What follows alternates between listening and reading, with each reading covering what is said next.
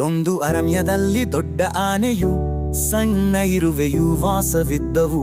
ಆನೆಗೆ ತನ್ನ ದೊಡ್ಡ ದೇಹದ ಮೇಲೆ ಅಹಂಕಾರ ಇರುತ್ತಿತ್ತ.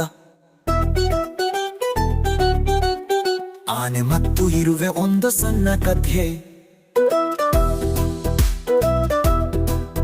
ಒಂದು ಅರಣ್ಯದಲ್ಲಿ ದೊಡ್ಡ ಆನೆಯು ಸಣ್ಣ ಇರುವೆಯು ವಾಸವಿದ್ದವು. ಆನೆಗೆ ತನ್ನ ದೊಡ್ಡ ದೇಹದ ಮೇಲೆ ಅಹಂಕಾರ ಇರುತ್ತಿದ್ದ. ಅದು ಆಗಾಗ ಇರುವೆಯನ್ನು ನೋಡುತ್ತಾ ಅವರ ಸಣ್ಣ ದೇಹವನ್ನು ಅಣಕಿಸುತ್ತಿತ್ತು.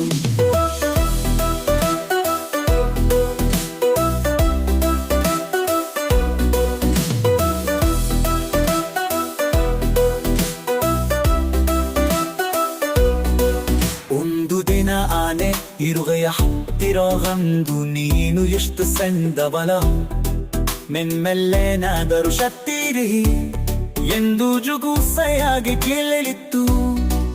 ಇರುವೆ ಶಾಂತವಾಗಿ ಉತ್ತರಿಸಿತ್ತು, ಆನೆ ಮಾವ ದೇಹದ ದತ್ತತನವೇ ಶಕ್ತಿ ಅಲ್ಲ, ಬುದ್ಧಿಯು ತಾಳ್ಮೆದು ನಿಜವಾದ ಶಕ್ತಿ.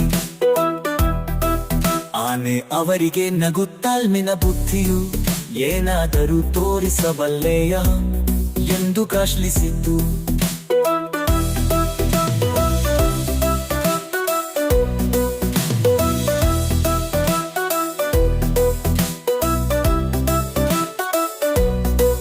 ಇರುವೆ ಹಸಿವು ತಣಿಸಿಕೊಳ್ಳಲು ಹೋಗುತ್ತಿದ್ದಂತೆ ಆನೆ ತನ್ನ ಕಾಲು ಹಾಕಿ ಅವಳ ಲೋಪೇಸುವ ಪ್ರಯತ್ನ ಮಾಡಿತು.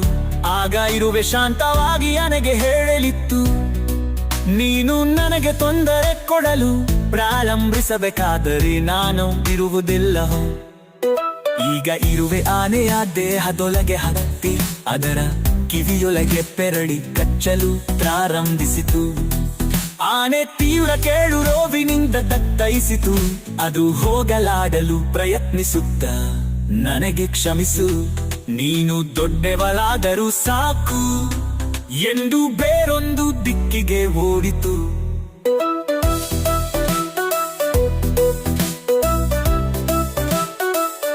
ಅದರಿಂದ ಆನೆ ತನ್ನ ಅಹಂಕಾರವನ್ನು ಬಿಟ್ಟು ಇರುವೆಯನ್ನು ಗೌರವಿಸುವುದು ಕಲಿತು. ಮೊದಲ ಅಂಶ.